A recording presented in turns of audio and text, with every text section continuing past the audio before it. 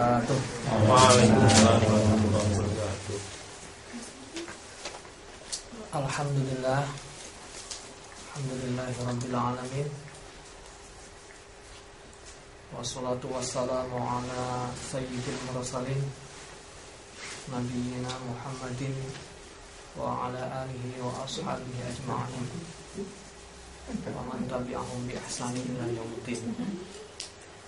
Asyhadu an la ilaha illallah al-malikul haqqul mubin wa asyhadu anna Muhammadan abduhu wa rasuluh shadiqul wa'dil amin.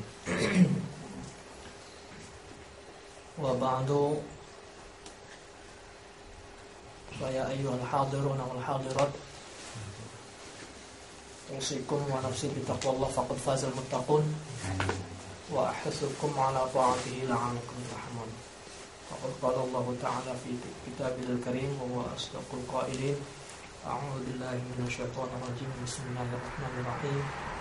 Ya ayyuhalladzina amanu taqullaha haqqa tuqatih wa la tamutunna illa wa antum muslimun. Hadirin Bapak, Ibu dan saudaraku yang dimuliakan Allah. Alhamdulillah pada malam ini kita bisa melanjutkan pengajian kitab Bulughul Maram min Adillatil Ahkam karangan Al-Hafidz Ibnu Hajar Al-Asqalani. Dan insyaallah kita akan melanjutkan pembahasan yang kemarin, yang baru pada hadis ke-22 dari bab tentang izalatul najasah. Baik, sebelum kita mulai, marilah kita bersama-sama membaca Al-Fatihah untuk kita sekalian, untuk pengarang kitabnya juga, karena dengan yang dikarang oleh beliau adalah kita belajar ilmu agama, dan tentu kita juga Fatihah untuk Kanjeng Nabi Muhammad, karena kalimat-kalimat yang kita bahas adalah kalimat daripada Kanjeng Nabi. Al-Fatihah.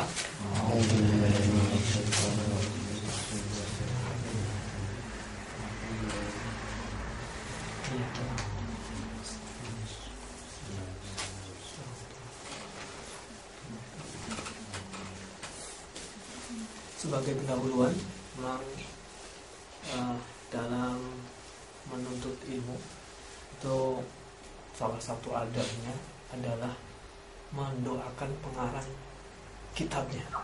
Dan guru yang misalkan kalau kita belajar sama seorang ustaz, guru kita yang mengajarkan, ya, kita doakan. Jadi kita sama-sama berguru pada guru kita siapa gitu. Nah, ketika membahas bersama ini berarti sama pengarangnya, sama guru yang mengajarkan kita. Itu yang mungkin kalau kita ya dari pesantren gitu, atau kalau dari membaca buku. Makanya guru makanya kalau belajarnya di internet itu nggak ada gurunya kan. Sedangkan salah satu dalam belajar ilmu agama itu diusahakan ada gurunya.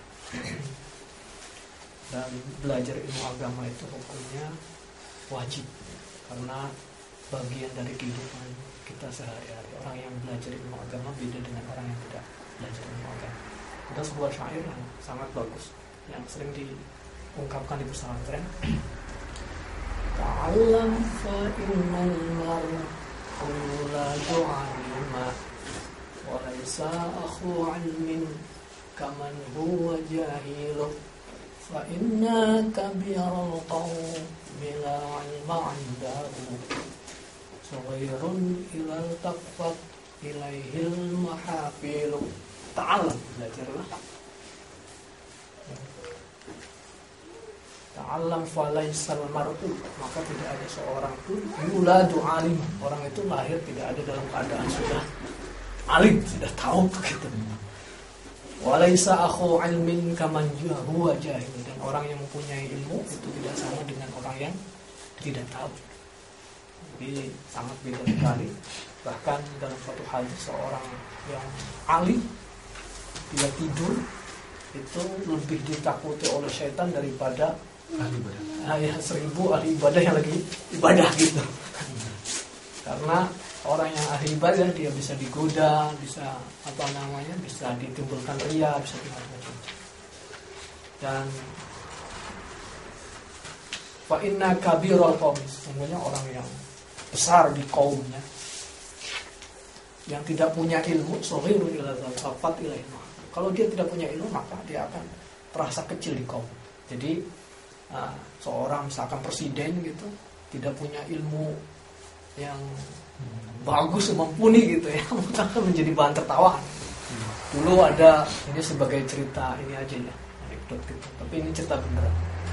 Ada seorang presiden kita, tanpa saya sebutkan namanya, yang dia pernah jadi presiden. Kalau jadi pertemuan negara, kalau pertemuan negara dia ceramah, tapi pada saat sudah ceramah kan ramah tamah. Nah, pimpinan negara kan sama pimpinan negara tuh ceramah. Terus dia tidak kumpul sama pemimpin negaranya. Yang dia utus adalah Menteri Luar Negerinya, Hasan Wirayuda.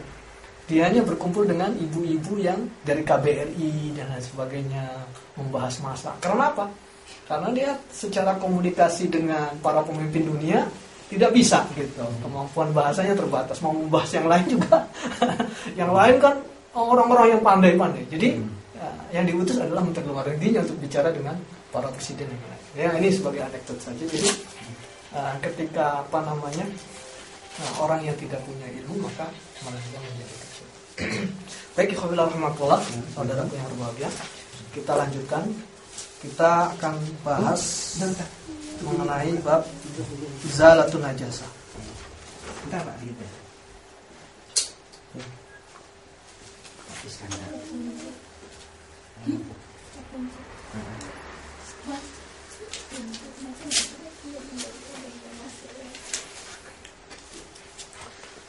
Yang hadis yang ke-23, wa anhu, dari Anas bin Malik. Anhunya Anas bin Malik ya, karena yang kedua-duanya itu Anas bin Malik.